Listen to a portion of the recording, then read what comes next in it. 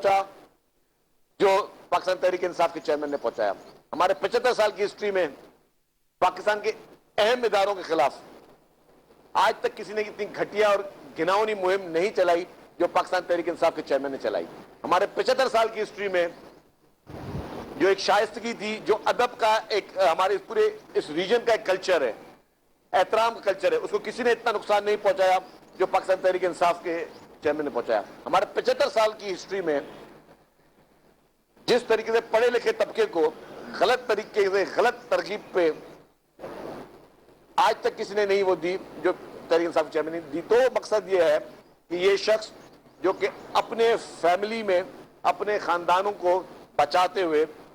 معصوم لوگوں کے خاندانوں, معصوم لوگوں کے فیملیز کو جس طرح اس نے اسٹیک پہ لگوایا ہے, آج وہ معصوم لوگ, میں سمجھتا ہوں وہ معصوم لوگ ہیں جو جیلوں میں پڑے ہیں, جو اس کی غلط تعلیمات کی وجہ سے, اس کے غلط سبق کی وجہ سے آج وہ بھگت رہے, اس کے غلط جو اس نے برین واش کیا ہے اس کی وجہ سے وہ لوگ پڑے. جب ٹیررسٹ آرگنائزیشن ہوتی ہیں وہ کیا کرتی ہیں, کوئی بچہ ٹیررسٹ پیدا نہیں ہوتا, کوئی بچہ جو ہے وہ دہشت گرد پیدا نہیں ہوتا, اس کو کچھ لوگ ہوتے ہیں جو اس کا برین واش کرتے ہیں. تو انفارچونیٹلی عمران خان نے ان لوگوں کا برین واش کیا,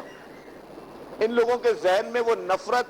وہ بدتمیزی, وہ غیر اخلاقی چیزیں, غلط انفارمیشن, جھوٹی انفارمیشن, اتنی ان لوگوں کے ذہن میں دماغ میں سے زہر اگلا جس وجہ سے آج لوگ معصوم لوگ بیچارے جیل میں پڑے. مجھے آنیسٹلی اسپیکنگ مجھے بہت ہمدردی ہے ایک ایک شخص سے جو جیل میں پڑا ہوا ہے. اس نے اگر اس پاکستان میں جیل میں ہونا چاہیے تو عمران نیازی کو ہونا چاہیے. 75 سال کی ہسٹری میں آج دن تک پاکستان مشہور ہے کہ بہت پاکستانی قوم جو ہے وہ ہر مصیبت میں اکٹھی ہوتی ہے, وہ ڈونیشنز دیتی ہے, وہ چندے دیتی ہے, وہ فطرے دیتی ہے, وہ بہت بڑی چیریٹی کمیونٹی ہے پاکستان کی. 75 سال کی ہسٹری میں اتنا غبن کسی نے نہیں کیا جتنا عمران خان نے اس چیریٹی میں, ان چندوں میں, ان فطروں میں غبن کیے. 75 سال کی ہسٹری میں کسی نے خانہ کعبہ کی گھڑی نہیں بیچی جو عمران نیازی نے بیچی ہے. اس طریقے سے جس طریقے سے ان کے کرپشن